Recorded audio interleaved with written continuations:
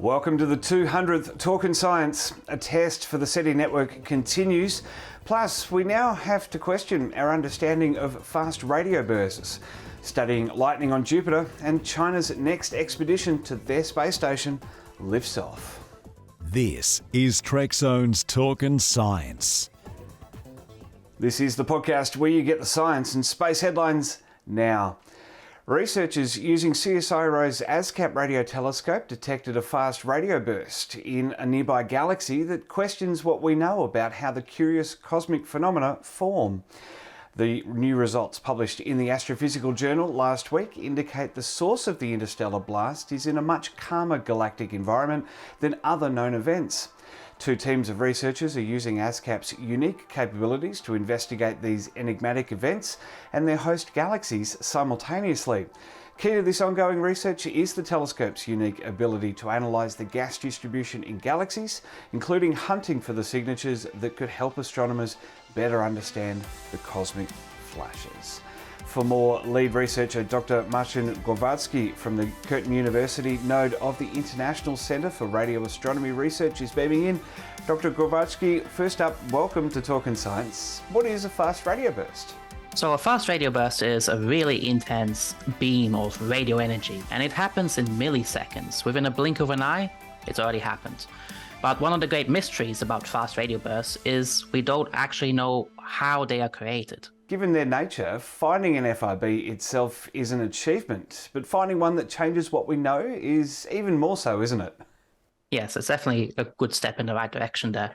So since they happen in such short timescales, they're really hard to localize, but using ASCAP systems and some very clever pipelines and processing where we dump voltages once we trigger and detect a fast radio burst, we can go back and localize them to within a certain part of the galaxy they come from in certain cases, like this one. Well, what makes this new discovery challenge our preconceived notions of FRBs? So previous studies that had been able to look at the gas within the host galaxy, the home where this fast radio burst came from, they had found in those cases the gas was greatly disturbed, very turbulent. And that suggested that these galaxies formed from a galaxy merger or collision of galaxies, and this would kickstart starburst activity. So you'll create massive stars, young stars that are short-lived, they'll go supernova, they would create a remnant such as a neutron star, and these are one of the leading progenitor models currently favored for what actually creates a fast radio burst.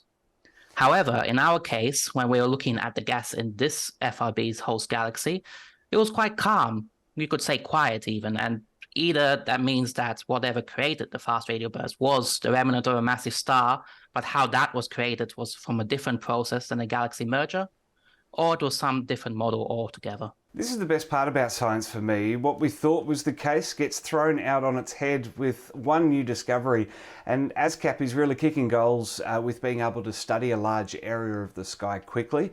What is the difference between ASCAP's abilities here and other telescope arrays for your research? As you mentioned, we have a wide field of view. Some other telescopes also have this, for example, the CHIME telescope in Canada. But ASCAP's advantage is that it also has excellent localization. So it can find where the FRB came from on the sub-arc second scale. So that's definitely a key difference that we have that we're taking advantage of at the moment. What's next in fast radio burst research? The craft survey that I work for that is working on detecting and localizing fast radio bursts, we're currently commissioning a new detection system. And that's going to greatly increase the number of fast radio bursts we've localized. The number is currently on the scale of tens. We've done about 30 odd. And this is like one every 2 months that's been detected and localized. With the upgraded system, we'll get about one every 2 days. So we're talking hundreds a year, and that's going to greatly increase the statistics, and so we can much further advance our studies of the environments around fast radio bursts. And such a young field of research as well. Fast radio bursts only discovered in the last 15 years. Yes, the first one was in archival data in 2007, and the second one was only found in 2012. Since then, we've greatly increased the number.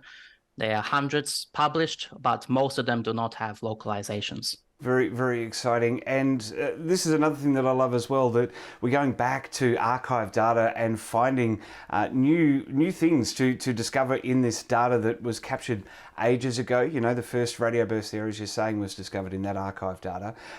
So for your research, is that kind of a mix of both archive and fresh information? No, with ASCAP, where it's all real-time detections. We do dump the voltages so we can take our time to go through the data and carefully make the measurements and reduction to come up with the localizations, but it's all detected in real time. Very, very exciting. Looking forward to more discoveries, especially as ASCAP really starts punching above its weight and making those fantastic discoveries. Thanks very much for beaming in to discuss fast radio bursts, Dr. Glavoski. Thank you very much for having me.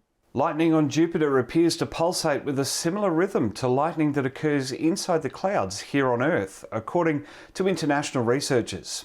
The team analysed roughly 5 years of high-resolution data captured by the radio receiver on the Juno spacecraft, which is in a polar orbit around Jupiter, to reveal step-like features of lightning initiation similar to observations from thunderstorms on Earth. The authors suggest that despite the major differences in the size and structure between our planets, some thunderstorm processes may be comparable between the two. China has launched Shenzhou 16, their next crewed mission to orbit. The 3-man crew is headed for the Tiangong space station, with the commander a 3-mission veteran. Once there, the current crew will return following handover in early June, completing their roughly 7-month mission.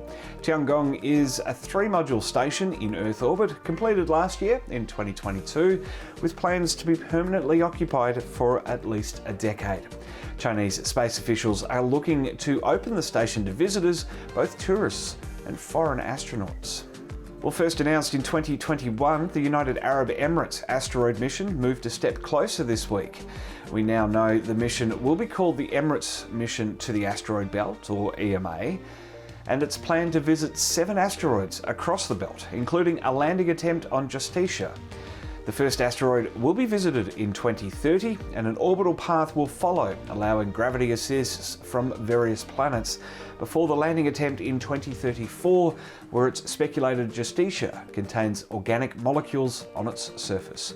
4 instruments will make up the payload to study the geology, composition and structure of the asteroids, a high-res and a thermal infrared camera, as well as spectrometers to capture a wealth of data for analysis back on Earth.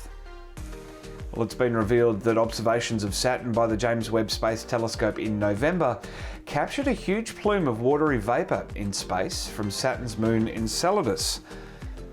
The findings were announced at the Space Telescope Science Institute in Baltimore last week. And while this isn't a first, it's certainly the most detailed view we've had. James Webb able to show us a wider perspective with higher sensitivity.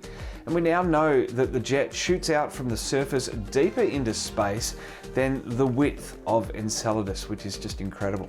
Spectrographic analysis reveals methane, carbon dioxide and ammonia inside the vapour, the chemical building blocks for life, or even the byproducts of life itself deep within the moon. Axiom Space's second mission to space has concluded successfully. It's only the second private astronaut mission to the International Space Station, with the 4 crewmates spending 10 days in orbit, 8 of those on the station.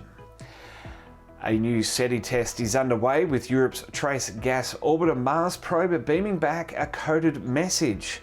16 minutes later, it was received by 3 radio telescopes on Earth and work began to decode the signal.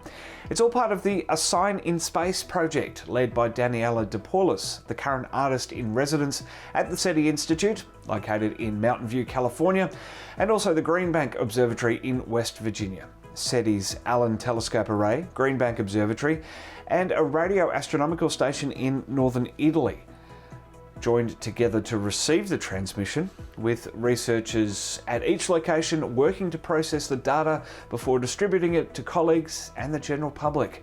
The experiment will show how the world how the community at large will work to receive, process, analyse and understand the meaning of an extraterrestrial signal.